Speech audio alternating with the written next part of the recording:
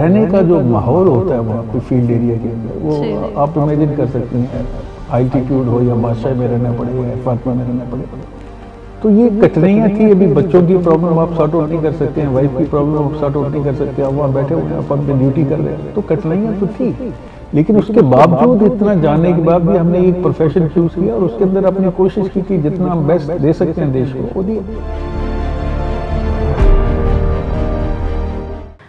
पहुंच चुके हैं, डेस्टिनेशन ख़त्म हो गई है। कर्नल सुनील पठानिया जी के घर के पास पहुंच चुके हैं, पर यहाँ अचानक से एक मंदिर दिखा। आई थिंक नागेश्वर भगवान जी का मंदिर है, सामने लिखा है संतोषी माँ। तो आज मुझे लग रहा है कि हमारा जो दिन है वो बहुत ही हम ब्लेसिंग फील कर रहे हैं कि स्टार्टिंग में ही भगवान जी के दर्शन हो गए। और जैसा कि सबको पता है, नवरात्रे शुरू हो चुके हैं और इन नवरात्रों के पावन अवसर पर जब भगवान जी का आशीर्वाद मिल जाता है शुरुआत में ही, इससे बड़ी बात क्या हो सकती है। तो मुझे भी वैसे ही फील हो रहा है और सबको नवरात्रों की हार्दिक शुभकामनाएं। बोले बाबा माँ भगवती सब पर अपना आशीर्वाद बनाए रखे। और साथ ही पास में है कर्नल पठानिया जी का घर। चलिए देखते हैं, आज वो घर पे मिलते हैं तो उनसे खूब सारी बातें होंगी। उनके ऊपर स्टोरी करने जा रहे हैं। स्टोरी करने का एक ही इरादा है कि ऐसे लोग जिन्होंने देश के लिए बहुत कुर्बानियाँ की हैं, बदले में हम क्या देते हैं उनको, कुछ नहीं दे पाते। तो यही मकसद था CN न्यूज़ का कि उनकी कवरेज करें, लोगों तक पहुंचाएं, ताकि लोग जो हैं वो उनके बारे में जानें। बहुत सारे लोगों को पता ही नहीं है उनकी फैमिली में कौन है, उनकी फैमिली क्या करती है। तो यही इरादा है CN न्यूज़ का। कहते हैं हर इंसान के पीछे कोई ना कोई होता है। कर्नल सुनील पठानिया जी की बैकबोन है उनकी धर्मपत्नी अनु पठानिया जी। एंट्री करते ही एक सुंदर सा स्कूल, हमें प्ले स्कूल नज़र आ रहा है। नवरात्रि के दिनों में मुझे लग रहा है पहला बोर्ड ही दिख रहा है, हैप्पी नवरात्रि। लगता है ये अनु पठानिया जी ने एक बहुत ही सुंदर मंदिर सा स्कूल बनाया है, प्ले स्कूल। छोटे बच्चों को वो पढ़ा रही हैं, एजुकेशन दे रही हैं। कितनी खुशी की बात है कि जहाँ एक तरफ देश के लिए कर्नल पठानिया ने बहुत कुछ कर दिखाया, वहीं उनकी वाइफ अनु पठानिया ये प्ले स्कूल चलाकर आज के जो जनरेशन है, जो आज का फ्यूचर है, उनको पढ़ा रही हैं, एजुकेशन दे रही हैं। तो बड़े गर्व की बात है।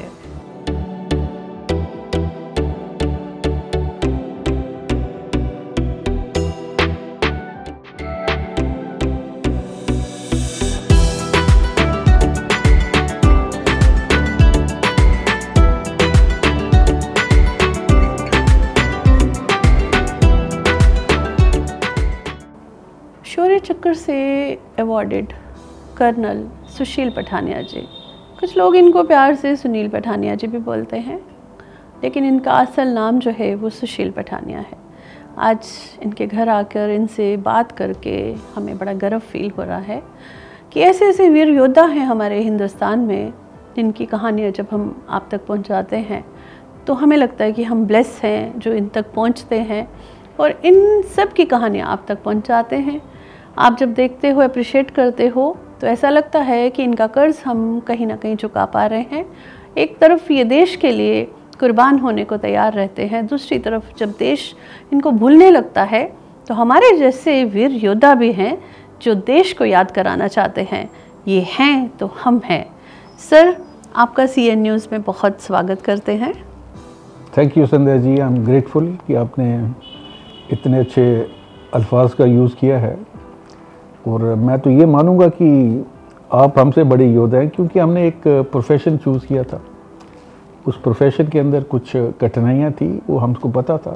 उसके बाद हमने अपनी बेस्ट देने की कोशिश की। यही से शुरुआत करते हैं। कठिनाइयों की बात करी आपने जी, वो क्या क्या कठिनाइयाँ थी जो आपको फेस करनी पड़ी? देखिए, इसमें मैंने इन्फेंट्री ज्वाइन की थी 11 जनवरी 81 में मैं कमीशन हुआ था जी। और मेरी जो पहली पोस्टिंग थी वो मिज़ोरम में थी। इंसर्जेंसी थी, वहाँ पे यंगस्टर थे, तजुर्बा नहीं था, तो इंसर्जेंसी में हमारा आया। उसके बाद फिर हम हाई एल्टीट्यूड में 3-4 जगह नौकरी की। उसके बाद एक बार हम कंबोडिया में भी चले गए थे यूएन मिशन के लिए। तो उसमें क्या होता है कि तकरीबन आप 2.5 से 3 साल आप बाहर रहते हैं, 2 साल आप घर रहते हैं। घर वाले जो है वो अलग परेशान होते हैं। साल में 1 महीना या 2 महीना छुट्टी मिल गई तो अच्छी बात है, कई बार छुट्टी भी नहीं मिलती थी। और उसके बाद जो रहने का जो माहौल होता है वहाँ पे फील्ड एरिया के अंदर, वो आप इमेजिन कर सकती हैं, आल्टीट्यूड हो या बादशाह में रहना पड़े या एफआरपी में रहना पड़े।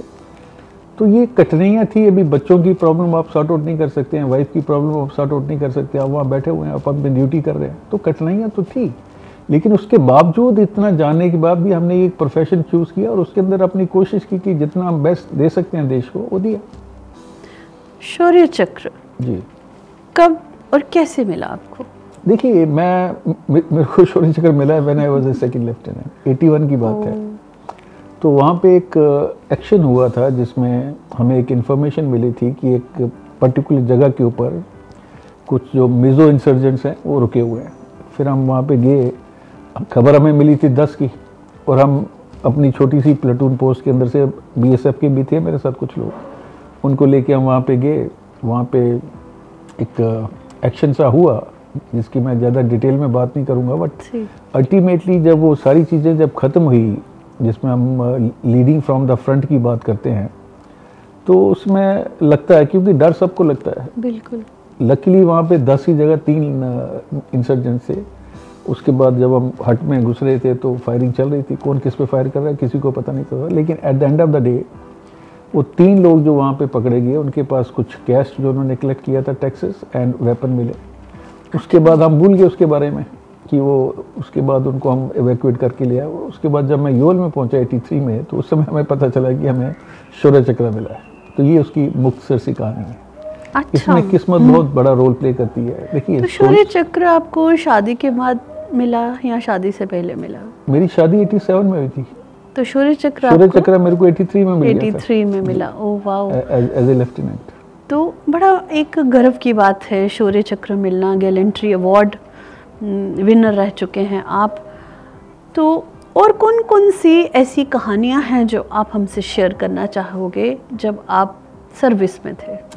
देखिए, जब मैं कमांड कर रहा था तो मैंने कमांड की द्रास के अंदर 1 साल। अच्छा। और 1 साल मैंने कमांड की काक्सर के अंदर। काक्सर वो जगह है जहाँ पे लेफ्टिनेंट सौरभ कालियो को बड़े बेरहम तरीके से पाकिस्तानियों ने उनको मारा था।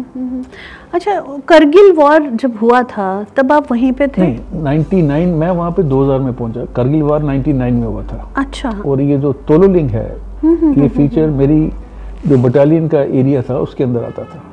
और हमारा मेरी जो हेडक्वार्टर था, टेक्निकल हेडक्वार्टर, वो तकरीबन 14,000 फीट के ऊपर लोकेटेड था, टोलोलिंग के पिछली तरफ। इस तरफ टोलोलिंग में आ जाइए आप तो आपको वो रोड दिखती है और वार मेमोरियल दिखता है। उसके पीछे जो टोलोलिंग के पीछे वाली पहाड़ी के अंदर हमारा टेक्निकल हेडक्वार्टर था जहाँ पे हम रहते थे। अच्छा जी। तो कितने टाइम के बाद अब घर आते थे? देखिए, मैंने बोला ना कि वो डिपेंड करता था कि कोशिश तो हम रहती थी कि पूरी छुट्टी मिल सके 2 महीने की, कभी किसी वजह से कम मिलती थी। और उसके बाद जब भी मिलती थी, कभी कैजुअल लीव, तो मेरी उस समय कोशिश थी कि मैं अपने जवानों को और अपने जेसीस को पूरी छुट्टी दूं, क्योंकि वो बड़ा डिफिकल्ट माहौल होता है। आप इमेजिन कीजिए, हाई एल्टीट्यूड के अंदर आप बैठे हुए हैं, कुछ करने को नहीं है, बर्फ़ पड़ी हुई है, मूवमेंट भी नहीं होती है, तो बड़ा। और उसके अलावा कुछ वहाँ पे और भी इंसिडेंट्स हुए। हमारा एक माइन ब्लास्ट में हमारे लड़के जख्मी हो गए थे टोलोलिंग के ऊपर ही। तो कुछ चीज़ें हैं जो which are part and parcel of the life, तो वो चलता रहता है। That's a way you live in the army. एक आर्मी योद्धा को अपनी लाइफ को कितनी बार सेक्रीफाइस करना पड़ता है? देखिए, मैं तो ये कहूँगा कि सिर्फ आर्मी वाले योद्धा नहीं होते हैं। हमारा जो सोल्जर्स हैं वो लड़ाई पे देश की रक्षा करते हैं। हमारे जो सिटीजन सोल्जर्स हैं वो पीछे से देश की रक्षा करते हैं, उनको सपोर्ट करते हैं। तो हर आदमी नेशन के लिए अपनी अपनी ड्यूटी कर रहा है। जहाँ तक ये अवार्ड्स वगैरह का सवाल है, अगर आपकी किस्मत ठीक है तो आपको मिल जाएगा, नहीं तो बड़े बड़े डिजर्विंग लोगों को नहीं मिलता। तो उसके अंदर बहुत ज़्यादा फैक्टर हैं जो प्ले करते हैं। तो इसमें कोई it's a feel good factor और nothing to feel great about it कि मेरे को अवार्ड मिला तो मैं कुछ ज़्यादा बन गया हूँ। ये बहुत बड़ी बात करी है सर ने कि बहुत सारे ऐसे लोग भी हैं इस दुनिया में जिन्होंने बहुत सारे काम किए लेकिन अवार्ड नहीं मिल पाया। और फैक्ट भी है, कुछ ऐसे लोग हैं जो ग्राउंड पे रह के भी इतना काम कर चुके हैं, देश की खातिर उन्होंने अपनी जान कुर्बान कर दी, लेकिन हो सकता है कि उनके ऊपर नज़र ना पड़ती हो उनके काम की तरफ और वो बिना अवार्ड के रह जाते हैं। सर के अंदर एक ह्यूमैनिटी देखी है मैंने कि वो चाहते हैं कि उन लोगों को भी अवार्ड मिलना चाहिए जो बहुत देश के लिए जज्बा रखते हैं, देश के लिए कुर्बान हो जाते हैं। सर, कोई ऐसा इंसिडेंट जो द्रास के दौरान आपके साथ, कुछ ऐसी घटना जिसमें आपको लग रहा होगा कि अब मैं क्या करूं? मैं बताता हूँ आपको। मैं उस समय काक्सर में था। द्रास की जो कारगिल रोड जाती है वहाँ पे हमारी एमटी जो होती है ना ट्रांसपोर्ट की, वो गाड़ियाँ वहाँ रखती थी द्रास रिवर के किनारे जी। अभी एक दिन शाम को वहाँ पे एवलांच आता है और हमारे 6 लड़के वहाँ मारे जाते हैं। हमारी गाड़ियाँ जो हैं वो उठ के द्रास रिवर में पड़ जाती हैं और एज ए कमांडिंग अफसर मेरे को उसका पता नहीं था। अगले दिन शाम को बजरंग पोस्ट है जो काक्सर एरिया की मैं बात कर रहा था, बजरंग पोस्ट के पास ही सौरभ कालिया का म्यूटिलेशन हुआ था। बजरंग पोस्ट से कम्युनिकेशन वहाँ चला जाता है। There was no याद आया सौरभ कालिया। जी जी, वो आपके दौरान ही वहीं पे वो मेरे से पहले गए थे, बिकॉज 99 की ये घटना है। मैं वहाँ पे 2000 में गया था। और हमने 8 सीख को लीव किया था। वो बहुत बड़ी पलटन है जिन्होंने बहुत अच्छा काम किया टाइगर हिल एरिया में और टोलो लेन वगैरह में, सब लोगों से मिलता रहता था पोस्ट कारगिल ऑपरेशन। तो वो जो एवलांच की खबर मेरे को अगले दिन शाम को मिलती है। अच्छा। क्योंकि कम्युनिकेशन आउट था। अभी मैं वहां से मूव भी नहीं कर सकता था क्योंकि एवलांच वार्निंग थी। तो वो जो 6-7 दिन रहे, जो मेरे को तकलीफ हुई, जो दुख हुआ उन अपने जवानों के बारे में, और जिस तरीके से जब उनकी बॉडीज को वहां से इवैक्यूएट किया तब भी मैं वहां नहीं जा सका। तो ये एक कमांडिंग अफसर के ऊपर बहुत बड़ा कंस्ट्रेंट होता है कि वो चाह के भी एक चीज़ नहीं कर सकता क्योंकि रास्ते नहीं खुले थे, एवलांच की वार्निंग थी। और उस एरिया में पहली बार, पिछले हिस्ट्री में पहली बार उस जगह के ऊपर एवलांच आया, जिसमें हम पिछले 70 साल से अलग अलग यूनिटें आती थी, उनकी जो एम्प्टी लोकेशन हुआ वहाँ पे थी। तो ये कुछ होती हैं चीज़ें हैं जिनके ऊपर आप देखते हैं कि आपका कोई कंट्रोल नहीं है, वो जो भी करता है भगवान करता है। तो ये चीज़ें दिमाग में रहती हैं। दुख होता है जब अपने जवानों को आप लूज़ करते हैं। दूसरी बात, वहाँ पे तकरीबन हर दिन शेलिंग होती थी। जहाँ पे मेरा हेडक्वार्टर था वहाँ भी शेलिंग होती थी।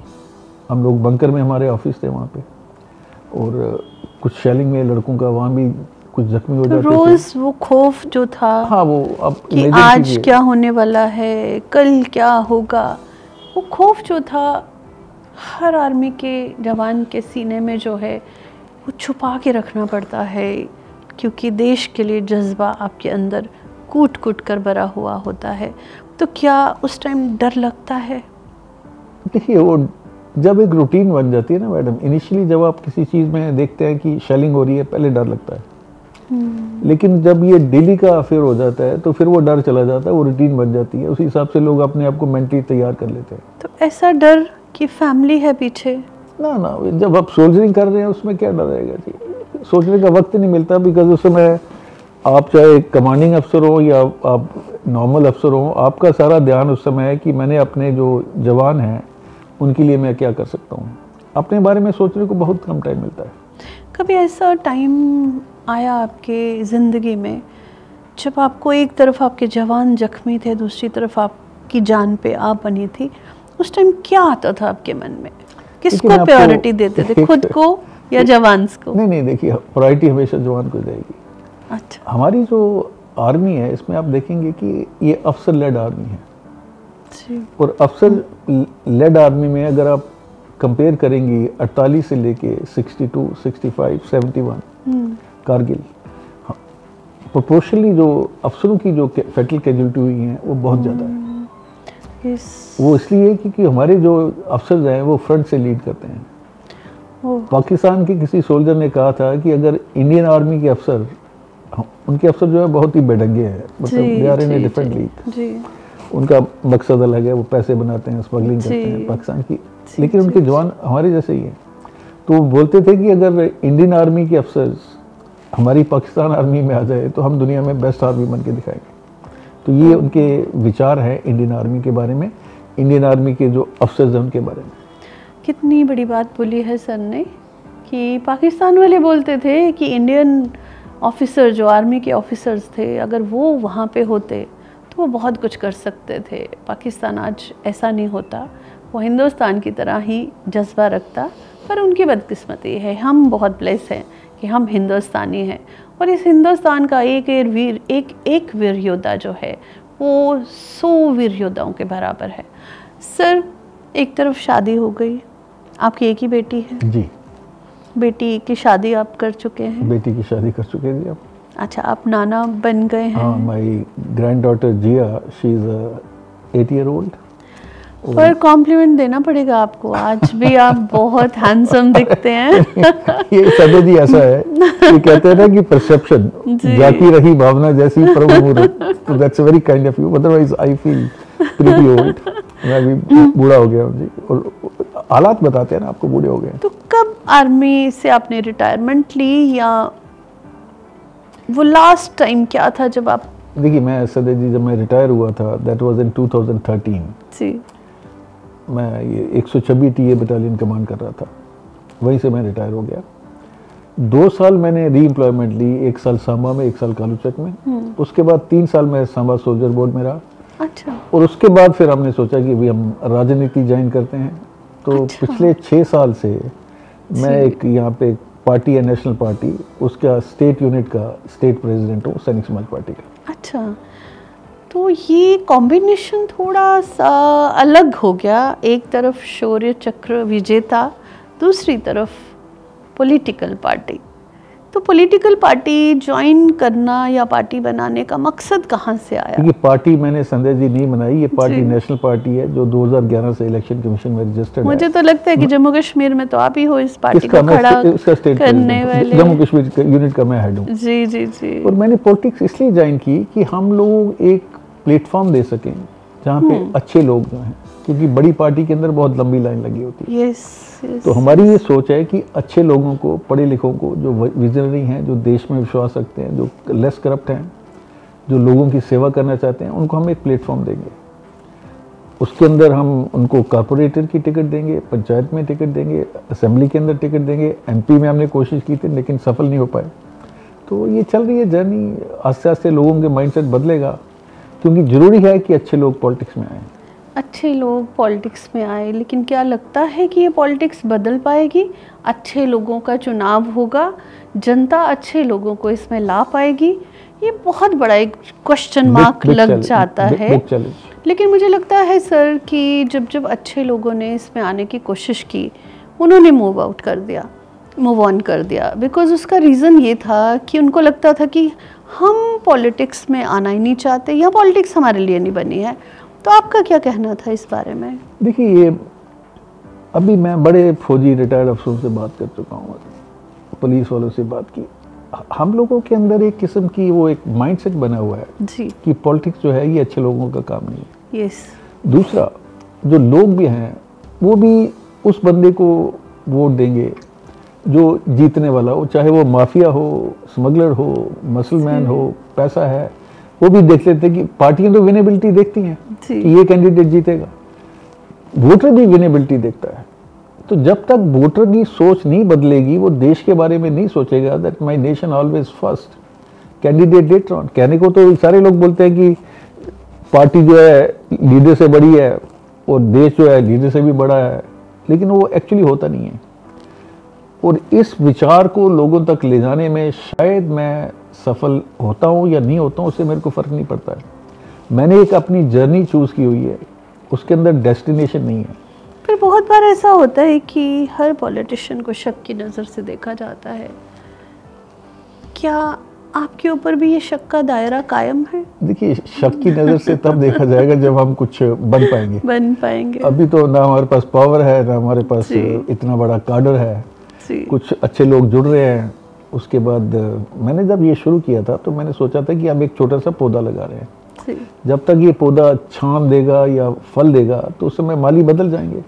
तो हमने तो परमानेंट रहना नहीं ना, दूसरे लोग अच्छे लोग आएंगे। कभी ऐसा हुआ सर आपके जब आपने पॉलिटिक्स ज्वाइन की तो आपको लगा कि मैंने गलत डिसीजन लिया है? नो, नहीं, नो। अच्छा डिसीजन था आपका। अच्छा डिसीजन, 6 साल से मैं कंटिन्यू कर रहा हूँ। मतलब अच्छे लोग जुड़ रहे हैं आपके साथ? अच्छे लोग जुड़ रहे हैं, कुछ जो जुड़ते हैं वो निकल जाते हैं, मतलब वो सफर जारी है। सफर जारी है, मतलब डेस्टिनेशन मंजिल मेरी कोई नहीं है। हिम्मत आपने बना के रखी है, मैंने कहा कुछ तो दूर तक जाना है। कहीं नहीं जाना है, बट अपना जो कर्तव्य वो जो ड्यूटी मेरे को लगता है कि मेरे को ये कोशिश करनी चाहिए, वो मैं कर रहा हूं। सर का कहना सही है, एकदम दुरुस्त है कि आज की जनरेशन, आज की दुनिया को बदलाव चाहिए होता है, और बदलाव तभी होगा जब लोग साथ देते हैं। लेकिन मुझे लगता है कि लोग कंफ्यूज रहते हैं, लास्ट तक उनको ये नहीं पता लगता कि हमारा नेता कौन होना चाहिए। मुझे लगता है कि हर जगह भेड़ चाल है, जब जहाँ लोगों की लहर जा रही है वही लोग घूम जाते हैं। तो चलिए देखेंगे, ये बात की बातें हैं, दुर्भाग्य है या हमारे लिए अच्छा है, क्या होने जा रहा है।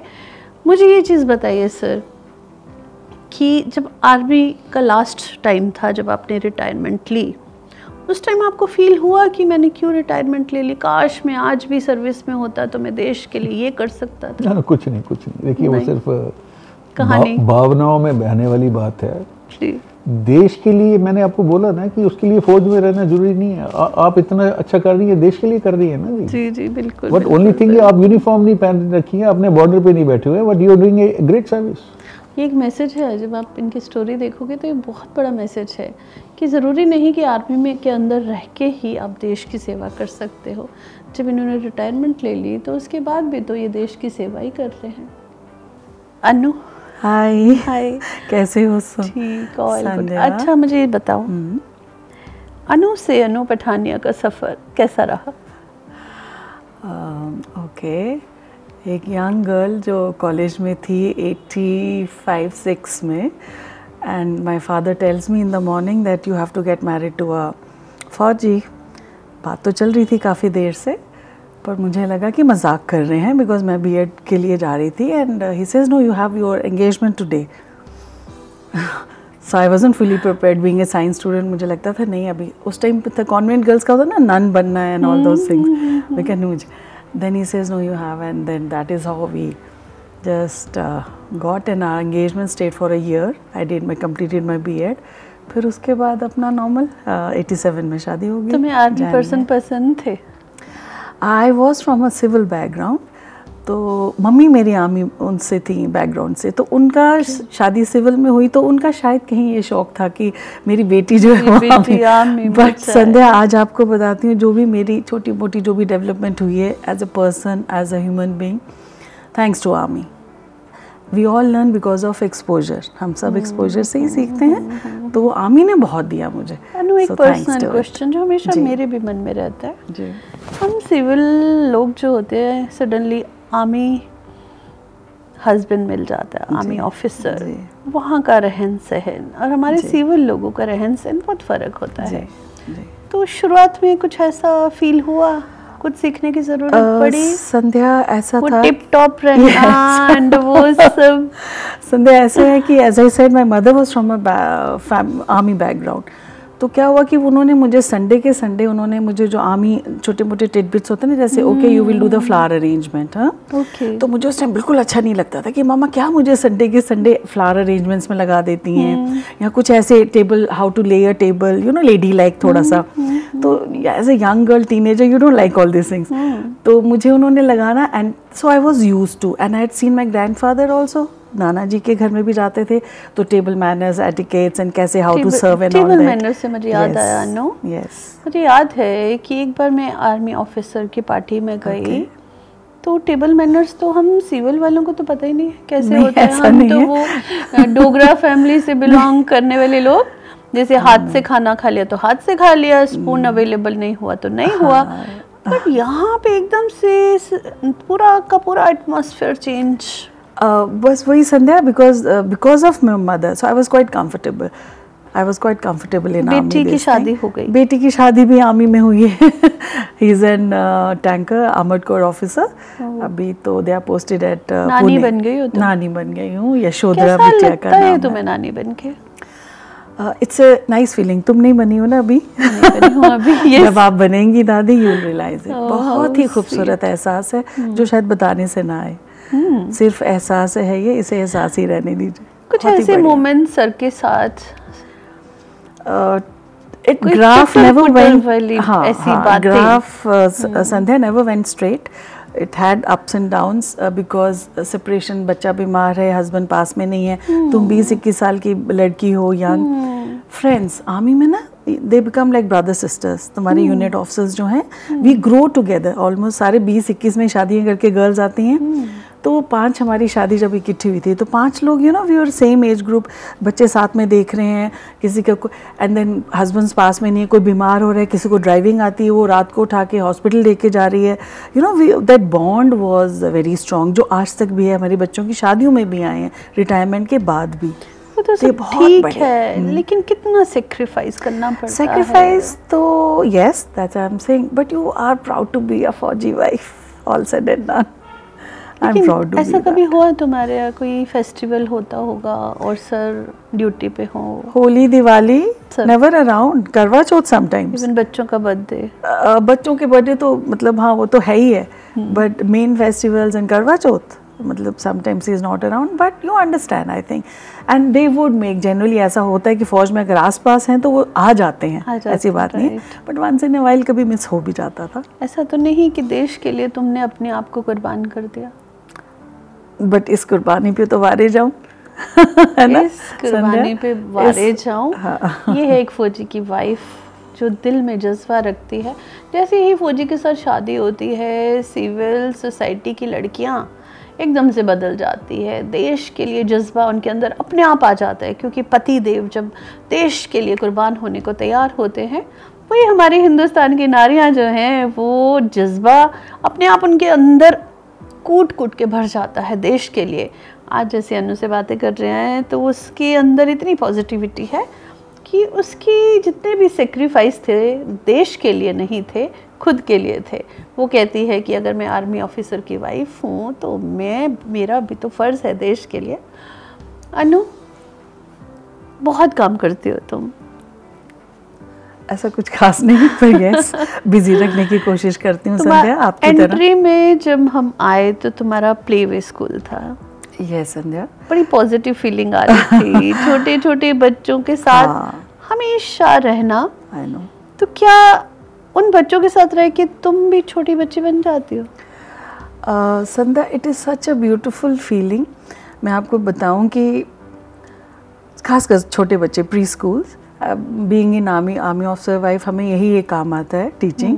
And different places all over you are there. And then Jammu में आए तो मुझे लगा ऐसा ही जो मैंने सीखा है वो कहीं मेरे साथ ऊपर ही ना चला जाए. So let me share with through my teachers and to my young parents and the young children. So उस विजन से मैंने स्कूल खोला था. एंड अभी we have 2 branches. One is franchisee in Dumana and other one is in Dehradun. We are 2 army officers wife. Any, yes, so any zone is our brain child, इसका school का नाम है.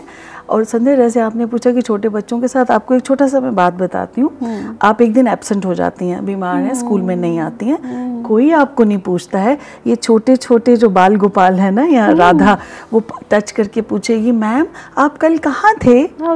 You know, and that feeling is, मतलब I can not express that. मतलब किसी को कुछ नहीं पड़ा, आप बीमार हैं, आप सही हैं, नहीं हैं, बट वो छोटा सा बच्चा जब पूछता है कि मम्मा, मैम आप कल कहाँ थे, आपको क्या हुआ था, आप क्यों नहीं आए, तो it was such a wonderful feeling. भगवान का रूप होते हैं, बिल्कुल मासूम होते हैं, और उनको दुनिया से कोई मतलब नहीं होता. मतलब होता तो उनकी प्यारी सी मॉम से, और टीचर से, कि वो कहाँ गई. एक दिन भी वो उनको मिस करते हैं तो उनको लगता है कि अरे ये क्या हो गया. अनु, मैंने सुना है कि एक बच्ची को आपने पढ़ाया लिखाया, उसकी शादी की, आज वो शायद अपना उसका कुछ स्टार्ट किया है, वो शेयर करो. मैं करती हूँ आपसे. आप इतना कुछ कर रही हैं संध्या, उनके सामने तो मैं कुछ भी नहीं, दिए को वो रोशनी बताना है. बट यस, अपनी तरफ से जो छोटा कंट्रीब्यूशन कर सकते हैं टुवर्ड्स सोसाइटी, बिकॉज एक स्टेज आती है 50s के बाद जब इंसान कहता हो गया अपने लिए, करते जाओ, अब कुछ giving back to the society. So एक यंग गर्ल है, उसके मेरी बुआ के थ्रू आई थी, एंड अंडर प्रिविलेज्ड फैमिली थी, तो बुआ जी ने, राजपूत थी वो, तो उन्होंने बोला बेटा इसको पढ़ा लो. ऐसे बुआ जी यू नो एक गर्ल की रिस्पॉन्सिबिलिटी बहुत हो जाती है. सो मैंने कहा नहीं, मेरे पास अभी काफ़ी वर्कर्स हैं, सारे मेल हैं, तो मुश्किल नहीं आप पढ़ाओ. मम्मी से डिस्कस किया. Then this girl came in class 5, then got married now अभी लास्ट ईयर इसी दिसंबर में. She is very happily married, very happy. And उसकी ग्रूमिंग आप देखेंगे ना संध्या, मतलब बहुत बढ़िया. इतनी खुशी मिलती थी उसको देख के कि इस बच्चे में किसी चीज़ में कोई कमी नहीं है. मेरी छाया जिसको बोलते हैं उस किस्म की वो बन गई थी. उसने अम्बाइब किया अच्छी गुरु से. आता है तुम्हारे अंदर ये जो माँ वाला प्यार है जो दूसरों को तुम हमेशा देती रहती हो? नहीं संध्या, जैसे आप में आता है आपसे ही सीखा है. जब से मैं तुमसे मिली हूँ मैंने हमेशा तुम्हें मुस्कुराते हुए देखा है. बस यही संध्या, ऐसा कुछ नहीं चलता है. मुझे एक चीज़ पर्सनली पूछनी थी. Yes please. घर को संभालना, स्कूल चलाना, सोशल काम करना, खुद के लिए time? I do find, because अभी जैसे मैंने बोला संध्या 50s के बाद मैंने एक चीज़ रियलाइज़ करी कि वक्त ticking down, now we are downhill. So I need to find for myself. बच्चों की शादी होंगी, इन लॉज की जिम्मेदारियाँ पूरी हो गई और बाकी चलता रहेगा cycle, it never stops. So मुझे लगा कि अब अपने लिए वक्त. So I have a very good set of friends and I am blessed that way Sandhya. And we go out. अपने लिए बहुत वक्त निकालती हूँ मैं. मेरी हॉबीज़ हैं समर्स में इंडोर. I do paint. ये देख रहे हैं आप, सारी पेंटिंग्स मैंने की है, मेजॉरिटी 90%. तो and then we go out. Ladies trip होते हैं हमारे, अभी पीछे मॉरिशस गए थे. So I do find time for myself. हाँ, मिलता है सर को. कितना गर्व होता है? तो संध्या पहले मुझे आपको एक चीज़ बताऊं. Being from an army civil background, जैसे मैंने बोला, एक वर्ड होता है GOC, एक होता है JCO. मुझे दोनों में, जूनियर कमीशन्ड ऑफिसर और GS जनरल कमांडिंग ऑफिसर, मुझे दोनों में फ़र्क नहीं पता था और फ़र्क काफ़ी है. तो वो जब मेरी जैसे सिविल से थे तो आपने पूछा कि शौर्य चक्र, तब मुझे बिल्कुल वैल्यू नहीं पता थी कि क्या है शौर्य चक्र एंड ऑल दैट ना. जब धीरे धीरे जब हम आर्मी लाइफ जीने लगे और हर साल ब साल हमें पता चलता गया कि हस्बैंड की क्या अचीवमेंट्स थी. My mother knew about it, तो फ्रॉम उनको पता था. तो बस ये बहुत गर्व होता है. उसके बाद बहुत अच्छा लगता है कि you feel very proud of it. Her wife को गर्व होता है अपने पति के ऊपर. और जब उसको उनको इतने बड़े अवार्ड से सम्मानित किया जाता है तो वो ऐसा लगता है कि उनको सम्मानित नहीं किया गया, उनकी पूरे हिंदुस्तान को वो अवार्ड से सम्मानित किया गया. सर, यहाँ आने का मकसद एक ही था कि जो इतना बड़ा अवार्ड आपको मिला, शौर्य चक्र, ज्ञानी जैल सिंह जी के हाथों. जी. और यहाँ पे वो फोटो भी दिख रही है. बड़ा प्राउड मोमेंट है. जी. तो कैसा लग रहा था जब आपको ये अवार्ड दिया जा रहा था और वो भी ज्ञानी जैल सिंह जी के हाथों? बड़ा अच्छा लग रहा था जी. It was a feel good factor. You felt good. You felt good. Proud moment था उस जिंदगी में अचीव किया. हर कोई नहीं अचीव कर सकता. बहुत गॉड्स विश, डेस्टिनी. ये तो ठीक है, लेकिन यहाँ पे एक अलग सी गैलरी मुझे दिख रही है. इस गैलरी में मैं देख रही थी ये पुरानी फ़ोटोज़. चिरंजीवी हैं, साउथ के इतने जाने माने एक्टर, इतने ढेर सारे बॉलीवुड हस्तियाँ आपको कैसे मिल गई? ये जब हम वेलिंगटन में स्टाफ कॉलेज कर रहे थे ना मैम जी, तो वहाँ पे हम लोग वीकेंड पे हम इनको, वहाँ बहुत शूटिंग होती है ऊटी में. तो हमारा जब वीकेंड होता तो हम निकल जाते थे मोटरसाइकिल पे बैठ के, मैं और अनु, और उसके बाद इनको हंट करते थे. जहाँ जहाँ शूटिंग चलती थी वो फोटो करा देते. ये वाला फोटो अगर आप देखेंगे, ये आमिर खान हमारी पलटन में आए हुए थे. अच्छा. ये कारगिल काक्सर की बात है. तो ये हमारी पलटन में आए थे, वहाँ पे हमारे साथ रहे थे एक रात को वहाँ पर. तो कभी ऐसा हुआ है कि आपकी पर्सनैलिटी को देख के लोगों ने बोला होगा, अरे कहाँ फौजी बन गए हो, कभी एक्टर बनना चाहिए था? किसी ने नहीं बोला. उन्होंने बोला कि आप फौज में ठीक है. क्योंकि मुझे ऐसा लगता है कि जिस हिसाब से आपको क्रेज है, बड़े बड़े जो इसको ज्यादा क्रेज थी, मेरे को भी थी. हीरो हैं यहाँ पे जम्मू के भी, और पूरा बॉलीवुड समाया हुआ है. ऋषि कपूर से लेके सलमान खान, विवेक मुशर्रफ, जूही चावला, विनोद खन्ना, वो जो अमरीश पुरी. अच्छा. तो ये सब उनको हमने वहाँ पे ढूंढा है. तो आप ढूंढते थे? हम दोनों ही ढूंढते थे जी. तो अनु मैम एक चीज़ बताइए, आप सबसे ज़्यादा किसकी फ़ैन रह चुकी हैं? या है अभी भी आपका कोई आइडियल हीरो है? नथिंग इन पर्टिकुलर, बिकॉज वो हीरोइज्म पहले होता था जब टीनेजर्स थे या यंग थे, है ना। उसके बाद रियल लाइफ हीरो मिल गया तो फिर कभी जरूरत जब रियल लाइफ हीरो मिला तो उसके बाद चिरागों में रोशनी आने लगी। मतलब रियल लाइफ हीरो, अनु मैम का कहना है कि ये सब तो आर्टिफिशियल हीरो है, रियल लाइफ तो हीरो तो यहाँ पे खड़े हैं। लेकिन फिर भी बड़ा मज़ा आ रहा है कि इनकी फोटोज देख के। वो इसलिए समझे हम वेलिंगटन में थे तो वहाँ पे क्या होता था, ये साउथ हीरोइंस उनके साउथ इंडियंस होते हैं, हमारे नॉर्थ इंडियन हीरोज तो जब भी जाते तो इन लोगों की ज़्यादा पहचान नहीं होती वहाँ पे, जो लोकल्स थे। तो फिर हमारे लिए नॉर्थ इंडियंस के लिए सारे सलमान खान है, आमिर खान है, और दोस्त, तो हम इनको ज़्यादा भाव देते थे, तो उनको भी अच्छा लगता था नॉर्थ इंडियन से बॉलीवुड को कोई जानता है। अदरवाइज उनका साउथ इंडियंस के हीरोज अलग होते थे, तो वो इनको पूछते नहीं थे ज़्यादा।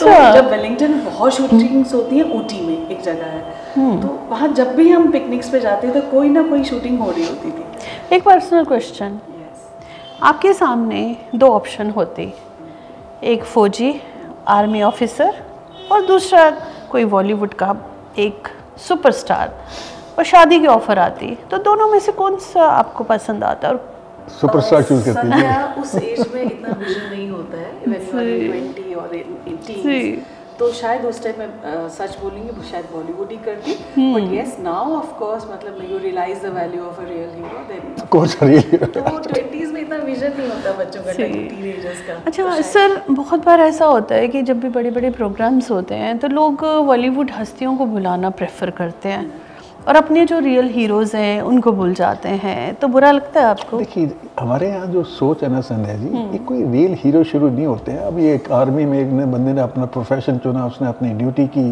कुछ को अवार्ड मिल गए, कुछ को, तो ये हीरो सेलिब्रिटी स्टेटस जो है वो पब्लिक को अट्रैक्ट करता है। अच्छा, हीरो नोबडी इज बॉदर्ड। आपने देखा होगा हमारा नेशनलिज्म क्या है कि हम 26 जनवरी और 15 अगस्त को तिरंगे के साथ फोटो खिंचाते हैं, उसके बाद कोई बात ही नहीं करता।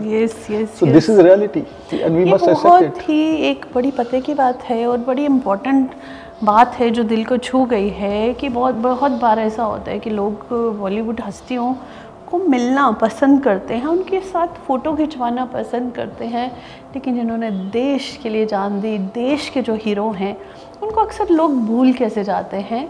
यही याद कराने के लिए जो हमने स्टार्ट की हैं ऐसी स्टोरीज़ जो आप तक पहुंचा रहे हैं और कोशिश कर रहे हैं ऐसे रियल हीरोज़ की तरफ ध्यान दीजिए। Thank you. इनके लाइफ पार्टनर की तरफ ध्यान दीजिए, ये दोनों हैं तो देश चलता है।